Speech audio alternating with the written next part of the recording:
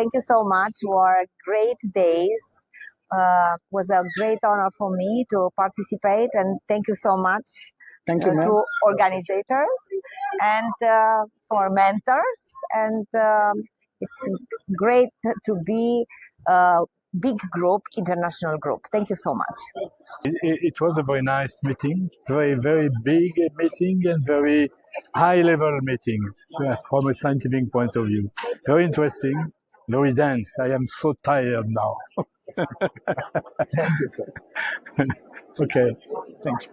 and I'd love to thank all the organization, the team, Professor Pradeep, Professor Dorasava, for the kind invitation and very nice welcome, hot welcome in their country. So it's so very nice for me. Thank you, sir. Thank you, Professor. Thank you. Namaskaram. This was a great event, and I'm proud of Pradeep for the way he kept it. Thank you for making me part of it. Thank you. This first conference of Integrated Balance Forum has been phenomenal. It was you can say it is a Mahakumbh for Vertigo. The beautiful conference, very nicely organized by Dr. Pradeep, very much useful for everybody who has attended this conference. Congratulations to Dr. Pradeep. Thank you. నమస్తే అండి, నేను doctor Pradeep Undavalli, Asian ENT hospital, Seethampeta, Visakhapatnam నుంచి. గత 4 రోజులుగా విశాఖపట్నంలో జరుగుతున్న integrated balance forum, vertigo and balance disorders మీద ఈ మీటింగ్ జరిగిందండి. 4 days. భారతదేశం నలుమూలల నుంచి, విదేశాల నుంచి సుమారుగా 300 మంది డెలిగేట్స్ వచ్చున్నారు. ENT surgeons, neurologist, physicians, cardiologist, physiotherapist and audiologist అందరినీ కలిపి ఒక చోట పెట్టడమే ఇంటిగ్రేటెడ్ బ్యాలెన్స్ ఫోరం తాలూకు ఉద్దేశం. ఎందుకంటే వెర్టైగో లేదా బ్యాలెన్స్ డిజార్డర్స్ చాలాసార్లు ఇది ఈఎన్టీ, న్యూరాలజీ, ఫిజియోథెరపీ కలిపి చేయాల్సిన పని ఉంటుంది. సో చాలామందికి తెలిసింది ఏంటంటే చెవు అంటే కేవలం వినిపించడం కోసం అనుకుంటారు.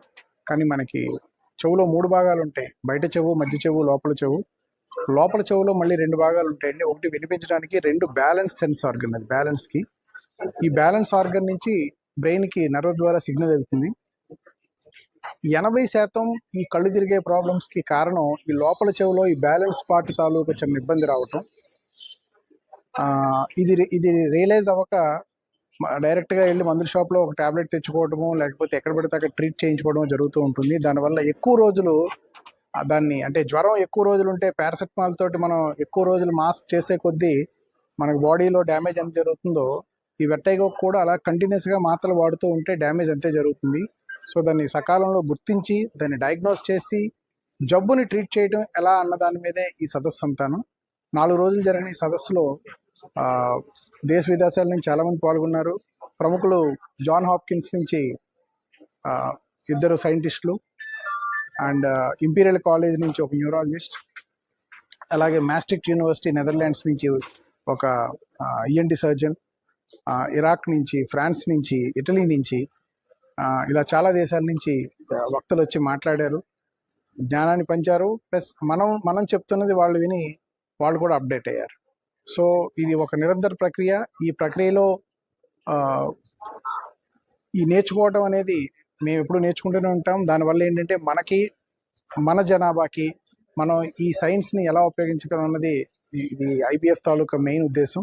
సో ఈ సదస్సు దాటిన తర్వాత ఈ నేర్చుకున్న దాదాపుగా 300 మంది వాళ్ళ సమీపంలో ఉన్న ప్రజలకి దీని దగ్గర ఈ సదస్సు ద్వారా నేర్చుకున్నదంతా కూడా వాళ్ళ ప్రజలకు ఉపయోగిస్తారని చెప్పి ఆశిస్తూ సైనింగ్ ఆఫ్. Thank you. జై హింద్.